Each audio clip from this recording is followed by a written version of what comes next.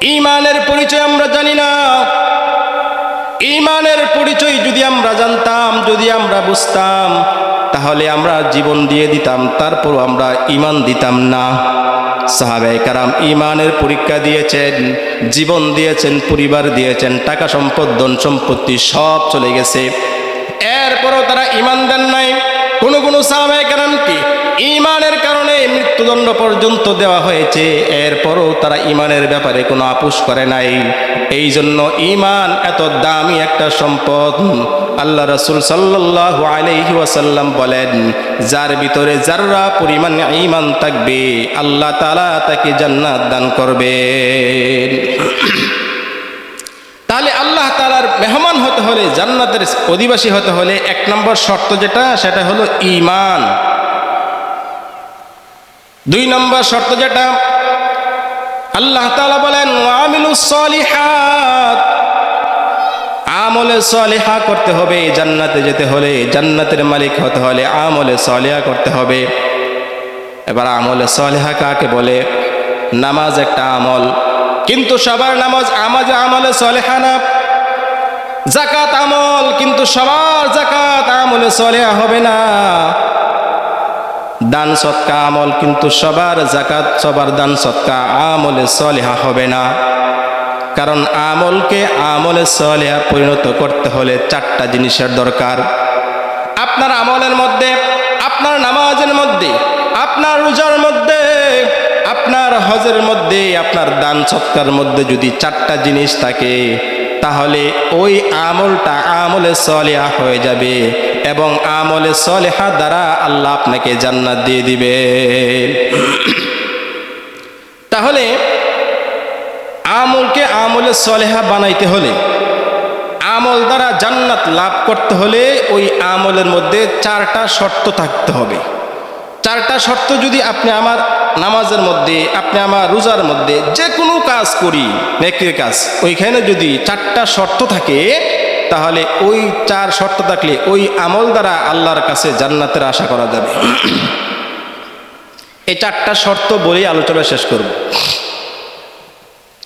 আল্লাহ তাআলা বলেন, ইন্নাল্লাযীনা আমানু ওয়া আমিলুস সলিহাত, নিশ্চয়ই যারা ঈমান আনবে ওয়া আমিলুস সলিহাত, আমলে সলিহা করবে, আল্লাহ তাআলা বলেন কানাত লাহুম জান্নাতুল ফিরদাউসি নুজুলা, আল্লাহ তাআলা ওই ব্যক্তিকে জান্নাতুল ফিরদাউসের মেহমান বানিয়ে দিবেন। আমলকে আমলে সলিহা বানাতে হলে চারটা শর্ত। এক নম্বর শর্ত হলো আমলের মধ্যে নিয়ত ঠিক রাখতে হবে, ইখলাস ঠিক রাখতে হবে। আমলের মধ্যে যদি ইখলাস না থাকে, তাহলে সেই আমল আমলে সলিহা হবে না। এক নম্বর যেটা, সেটা হলো ইখলাস। ইখলাসের সহিত যদি অল্প আমলও যদি আপনি আমি করতে পারি, আল্লাহ তাআলা ওই অল্প পরিমাণ আমলকে আল্লাহ তাআলা উহুদ পাহাড় পরিমাণ বাড়াইয়া আল্লাহ তাআলা আপনি আমাকে জান্নাত দান করবেন। তাহলে আমলে সলিহা, আমলকে আমলে সলিহা বানানোর জন্য চারটা শর্ত। এক নাম্বার হলো ইখলাস। ইখলাসের সহিত ইবাদত করতে হবে। আল্লাহ তাআলা আমাদেরকে আল্লাহর ইবাদত করার জন্য পাঠিয়েছেন। আল্লাহ তাআলা বলেন, ওয়ামা খালাকাতুল জিন্না ওয়াল ইনসা ইল্লা লিয়াবুদুন। আল্লাহ তাআলা বলেন, আমি জিন এবং মানুষ এই দুই জাতিকে সৃষ্টি করেছি কেবলমাত্র একমাত্র আমি আল্লাহর গোলামি করার জন্য। আল্লাহর গোলামি করবে, এছাড়া আর কোনো কাজ করতে পারবে না। আল্লাহর ইবাদত করতে হবে একমাত্র। এখন যদি আমরা প্রশ্ন করি, আল্লাহ কি পরিমাণ ইবাদত করব, কি পরিমাণ ইবাদত করব, আল্লাহ তাআলা বলেন বেশি পরিমাণ ইবাদত করতে হবে। ব্যাপারটা এরকম না, বরং যেই পরিমাণে ইবাদত করবা, ইবাদতটা হতে হবে সুন্দর ইবাদত। আল্লাহ তাআলা বলেন, আল্লাযী খালাকাল মাউতা ওয়াল হায়াতা লিয়াবলুয়াকুম আইয়ুকুম আহসানু আমালা। আল্লাহ বলেন, তিনি আল্লাহ আল্লাযী খালাকাল মাউতা ওয়াল হায়াতা, যিনি জীবন এবং মৃত্যু সৃষ্টি করেছেন, লিয়াবলুয়াকুম, তোমাদেরকে পরীক্ষা করার জন্য, আইয়ুকুম আহসানু আমালা, তোমাদের মধ্যে কে বেশি সুন্দর ইবাদত করে। তাহলে আল্লাহ আমাদের কাছ থেকে বেশি ইবাদত চান এরকম না, বরং ইবাদতটা চান আইয়ুকুম আহসানু আমালা, তোমাদের মধ্যে কে সুন্দর ইবাদত করে। আল্লাহ সুন্দর ইবাদত চান। এখন সুন্দর কাকে বলে? আপনি আমার কাছে সুন্দর, তো চোখ যেটাকে সুন্দর বলে সেটাই সুন্দর। যেই বাড়িটা চোখে সুন্দর লাগে এটাকে সুন্দর বলি, জামা একটা দেখতে সুন্দর সেটাকে সুন্দর বলি, ঘর একটা দেখতে সুন্দর সেটাকে সুন্দর বলি। কিন্তু আল্লাহর কাছে সুন্দর কোনটা এটা জানতে হবে আমাদের। মানুষের কাছে চোখ যেটাকে সুন্দর বলে সেটা হলো সুন্দর, চোখ যেটাকে আকর্ষণ করে সেটা হলো সুন্দর। কিন্তু আল্লাহর কাছে চোখের সৌন্দর্য আসল সৌন্দর্য না, বরং অন্তরের সৌন্দর্য হলো আসল সৌন্দর্য।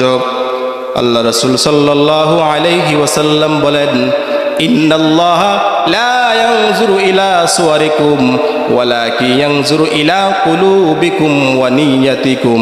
আল্লাহ রাসূল সাল্লাল্লাহু আলাইহি ওয়াসাল্লাম বলেন, আল্লাহ তাআলা মানুষের চোখের সৌন্দর্য দেখেন না, চোখ যেটাকে সৌন্দর্য বলে সেটাকে সুন্দর সেই সৌন্দর্য দেখেন না, বরং আল্লাহ পাক রব্বুল আলামিন দেখেন না কে সুন্দর কে কালো, কার বংশ বড়, কার শক্তি আছে কার শক্তি নাই, কার টাকা আছে কার টাকা নাই, এইগুলা আল্লাহ তাআলা দেখেন না।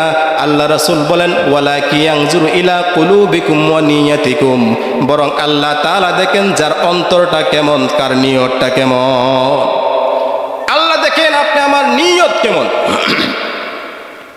নিয়তটা দেখেন, তার ইখলাসটা কি, সে ইবাদত করছে কাকে দেখানোর জন্য, আল্লাহ এটা দেখেন। ইখলাসপূর্ণ ইবাদত যদি আমরা অল্প করি, নিয়তকে খাঁটি করে যদি আমরা অল্প ইবাদত করি, তাহলে এই অল্প ইবাদত নাজাতের জন্য যথেষ্ট হয়ে যাবে। আল্লাহ রাসূল সাল্লাল্লাহু আলাইহি ওয়াসাল্লাম বলেন, আখলিস দীনাকা ইয়াকফিকাল আমালুল কলিল। রাসূলুল্লাহ সাল্লাল্লাহু আলাইহি ওয়াসাল্লাম বলেন, তুমি তোমার নিয়তকে ঠিক করো, অন্তরকে ঠিক করো, ইয়াকফিকাল আমালুল কলিল, জান্নাতে যাওয়ার জন্য আল্লাহ অল্প আমলেই তোমার জন্য যথেষ্ট করে দিবে। তাহলে অল্প আমল যদি নিয়ত ঠিক থাকে, তাহলে এই অল্প আমলেই আল্লাহর দরবারে কবুল হয়ে যাবে, নিয়ত যদি ঠিক থাকে। আর যদি নিয়ত ঠিক না থাকে, ইখলাস না থাকে, আল্লাহ তাআলা বলেন ইখলাসপূর্ণ ইবাদত না হলে সেই ইবাদত আমি কবুল করি না, সেই ইবাদত আমার কাছে গ্রহণযোগ্য হবে না। যদি ইবাদত অনেক বড় হয়, অনেক বড় ইবাদত করলো, অনেক বেশি ইবাদত করলো, কিন্তু তার ইবাদতের মধ্যে ইখলাস নাই, ওই ইখলাস ছাড়া ইমানের আমার কাছে কোনো দাম নাই। হাসরের ময়দানে আল্লাহ তাআলা বলেন, আমাদের সমস্ত নেক আমলগুলা একসাথে করা হবে, এরপরে ওইখান থেকে যেই আমলগুলা ইখলাসের সহিত করা হয়েছে সেই আমলগুলা আল্লাহর কাছে গ্রহণযোগ্য হয়ে যাবে। আল্লাহ তাআলা বলেন, ওয়াকাদিমনা ইলা মা আমিলু মিন আমালিন ফাজআলনাহু হাবাআম মানসুরা। আল্লাহ বলেন কিয়ামতের দিন সমস্ত ইবাদতগুলা মানুষের সম্মুখে এনে হাজির করা হবে, ওইখান থেকে একমাত্র ইখলাসপূর্ণ ইবাদতগুলা, ইখলাসওয়ালা ইবাদতগুলা আল্লাহর দরবারে কবুল হবে। আর ইখলাস ছাড়া ইবাদতগুলা ফাজআলনাহু হাবাআম মানসুরা, নিশ্চিহ্ন ধুলাবালিতে পরিণত করে দিবে। রাস্তা দিয়ে আপনি চলতেছেন, রাস্তার পাশে অনেক ধুলাবালু পড়ে থাকে, এই ধুলাবালুর কোনো দাম নাই, বরং মানুষ আরো কষ্ট পায় ধুলাবালুর জন্য। কাজের মধ্যে, ইবাদতের মধ্যে যদি ইখলাস না থাকে, তাহলে এই দুলার সমপরিমাণও দাম আপনি আমার আমলে থাকবে না। এই জন্য বলতেছিলাম, যদি আপনার আমল দ্বারা, আমার আমল দ্বারা যদি আমি জান্নাতের মেহমান হতে চাই, আমল কবুল করাইতে চাই, 4টা শর্ত লাগবে। একটা শর্ত হলো ইখলাস, নিয়ত ঠিক রাখতে হবে। যেই কাজই করেন না কোনো, কাউকে আপনি 5 টাকা দান করছেন, এটাকে আল্লাহকে দেখানোর জন্য করতে হবে, মানুষকে দেখানোর জন্য না। নামাজ পড়বেন, সেটাও আল্লাহকে জন্য করতে হবে। 1 নম্বর কাজ হলো, 1 নম্বর শর্ত হলো ইখলাসের সহিত কাজ করতে হবে। আপনি যে আমল করেন না কেন, সেই আমলটা করতে হবে ইখলাসের সহিত, আল্লাহকে রাজি খুশি করানোর জন্য। আল্লাহকে রাজি খুশি করানোর জন্য যদি আপনি সামান্য পরিমাণ আমল করেন, আল্লাহ তাআলা ওই আমলটাকে কবুল করে আল্লাহ তাআলা আপনার জায়গাটা জান্নাতের মধ্যে বরাদ্দ করে দিবেন। এই জন্য আপনি নামাজ পড়েন, রোজা রাখেন, হজ করেন, যে কোনো কাজ করেন না কেন, এই সমস্ত কাজ করতে হবে আল্লাহকে রাজি খুশি করার জন্য। কারণ অনেক মানুষকে আল্লাহ তাআলা জাহান্নাম দিবেন শুধুমাত্র এই কারণে তারা আমল করেছে, ইবাদত করেছে, কিন্তু আল্লাহ তাআলাকে রাজি খুশি করানোর জন্য করে নাই, বরং মানুষকে দেখানোর জন্য, মানুষের যাতে তাকে ভালো বলে এই জন্য সে ভালো কাজ করেছে। 1 নম্বর শর্ত ইখলাস। 2 নম্বর শর্ত হলো হালাল খাওয়া। বড় কঠিন শর্ত একটা। আপনি জান্নাতুল ফেরদাউসের মেহমান হবেন, এমনিই হয়ে যাবেন? আমলকে আমলে সালেহ হিসেবে পরিণত করতে হলে 2 নম্বর শর্ত হলো হালাল খাওয়া। কারণ হালাল খাওয়া হলো আমলে সালেহা বানানোর জন্য অন্যতম একটা শর্ত। এই শর্ত যদি আপনি আমার মধ্যে থাকে তাহলে আল্লাহ আপনি আমার ইবাদতকে কবুল করবেন। কারণ রাসূলুল্লাহ সাল্লাল্লাহু আলাইহি ওয়াসাল্লাম বলেন, লা ইয়াদখুলুল জান্নাতা জাসাদুন গুদিয়া বিল হারাম। ওই শরীর জান্নাতে প্রবেশ করবে না যেই শরীর হারাম দ্বারা লালিত পালিত হয়। আপনি আমার রক্ত যদি হারাম খায়া উপার্জিত হয়, রক্ত যদি হারাম হয়, পেটের মধ্যে হারাম ঢুকে, আল্লাহ রাসূল বলেন লা ইয়াদখুলুল জান্নাতা, ওই শরীর জান্নাতে প্রবেশ করতে পারবে না। এজন্য আমাদের রিজিকটা হালাল হতে হবে। রিজিক যদি হালাল না হয় তাহলে ইবাদত কবুল হবে না। এই জন্য হালাল উপার্জন করা এটা হলো জান্নাতে প্রবেশ করার জন্য অন্যতম শর্ত। হালাল উপার্জন করার জন্য আল্লাহ রাসূল সাল্লাল্লাহু আলাইহি ওয়াসাল্লাম বলেন, নামাজ একটা ইবাদত, ফরজ ইবাদত। এশার নামাজ যারা পড়েছে এটা ফরজ ইবাদত পালন করছে। হজ করা ফরজ, যাকাত দেওয়া ফরজ। ঠিক তদ্রূপ হালাল রিজিক উপার্জন করা এটাও হলো আরেকটা ফরজ। রাসূলুল্লাহ সাল্লাল্লাহু আলাইহি ওয়াসাল্লাম বলেন, কাসবুল হালালি ফরিদাতুন বাদাল ফরিদা, কাসবুল হালালি ফরিদাতুন বাদাল ফরিদা। হালাল রিজিক উপার্জন করা হলো অন্যতম একটা ফরজ। কারণ আপনার খাবার যদি হারাম হয়, তাহলে ওই আমল কবুল হবে না। হারাম খায় যদি ইবাদত করেন সেটা আপনার কবুল হবে না। তাহলে আমল সালেহ হওয়ার জন্য, গ্রহণযোগ্য হওয়ার জন্য 2 নম্বর শর্ত হলো হালাল খাওয়া। এই হালাল যদি আপনি খেতে পারেন, কারণ হালালের মধ্যে বরকত আছে আর হারামের মধ্যে বরকত নাই। যারা হালাল খায় চেহারাটা সুন্দর দেখা যায়, চেহারার মধ্যে নূর চমকায়। আর যারা হারাম খায় চেহারার মধ্যে ঈমানের নূর পাওয়া যায় না। এই জন্য 2 নম্বর শর্ত হলো হালাল খাওয়া। 1 নম্বর ইখলাস, 2 নম্বর হালাল। 3 নম্বর হলো আপনি যে কাজটা করবেন সেই কাজটা হতে হবে নবীর তরিকা অনুযায়ী। আপনি নামাজ পড়বেন সেটা নবীর তরিকা অনুযায়ী।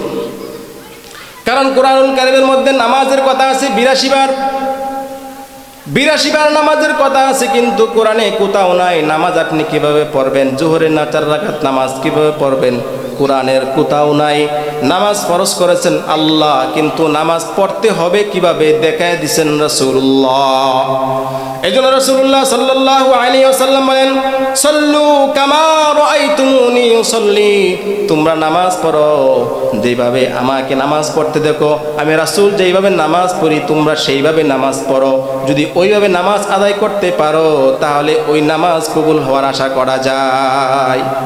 সুন্নত অনুযায়ী কাজ করতে হবে। অনেক সুন্নত এরকম আছে আপনি এইভাবে কাজ করেন, কাজ করলে সব হবে না, কিন্তু ওই কাজটা যদি আপনি সুন্নত অনুযায়ী করেন, সুন্নতের সংস্পর্শ লাগার কারণে সেই কাজটা সবের একটা উসিলা হয়ে যায়। আর একটা পয়েন্ট আছে আমার, সেটা বললে শেষ হয়ে যাবে। রাস্তা দিয়ে আপনি হাঁটেন, হাঁটার সুন্নত আছে। আপনি যদি এভাবে হাঁটে থাকে আমল হবে না। বাথরুমে ঢুকেন, আপনি যদি দিনে 100 বার ঢুকেন সব হবে না। না ঢুকেন, বাথরুম না করেন গুনাহ হবে না। কিন্তু যদি রাসূলের সুন্নত অনুযায়ী আপনি বাথরুমটা করেন, এই বাথরুমটাও আপনার আমলনামায় সবের কাতারে গণ্য হয়ে যাবে। এই জন্য রাসূলুল্লাহ সাল্লাল্লাহু আলাইহি ওয়াসাল্লামের তরিকা অনুযায়ী করতে হবে। রাস্তা দিয়ে হাঁটবেন, সেই হাঁটাটা হবে সুন্নত অনুযায়ী।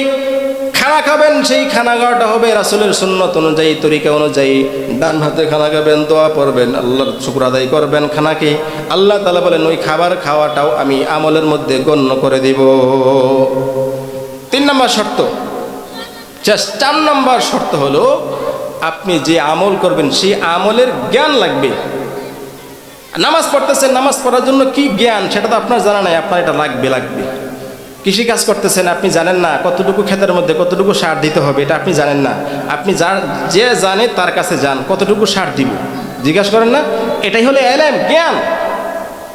নামাজ পড়বেন, নামাজ পড়ার জন্য কি কি জ্ঞানের প্রয়োজন, নামাজের ওয়াজিব সুন্নত মুস্তাহাব, নামাজের ওয়াজিব সুন্নত মুস্তাহাব এগুলো আপনার জানতে হবে।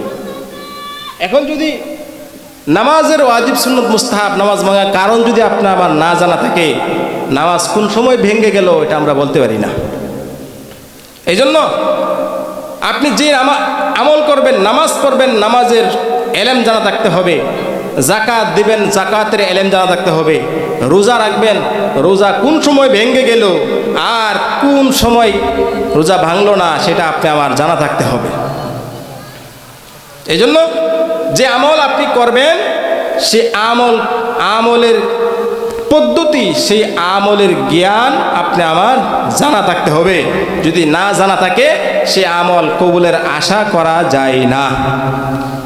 এই জন্য আমি বলছিলাম যে 4টা শর্ত আমলকে আমলে সলেহা হিসেবে পরিণত করতে হলে, আমলকে যদি আমলে সলেহায় পরিণত করতে চাই, আল্লাহর কাছে আমল যদি গ্রহণযোগ্য করতে চাই, 4টা শর্ত। 1 নম্বর শর্ত হলো ইখলাস। 1 নম্বর শর্ত কি? ইখলাস। এটা একটা সবক, আজকে মাহফিলের একটা সবক। 1 নম্বর শর্ত হলো নিয়ত ঠিক রাখতে হবে। যে কোনো কাজ করেন নিয়ত ঠিক থাকবে। 2 নম্বর কাজ হলো আপনি যে আমলটা করতেছেন ওই আমলটা রাসূলের পদ্ধতি অনুযায়ী করতে হবে। আপনি যে কাজ করবেন রাসূলের পদ্ধতি অনুযায়ী হতে হবে। 3 নম্বর শর্ত হলো হালাল খেতে হবে। নামাজ পড়বেন, হালাল খেয়ে নামাজ পড়বেন, কবুল হবে। 4 নম্বর শর্ত হলো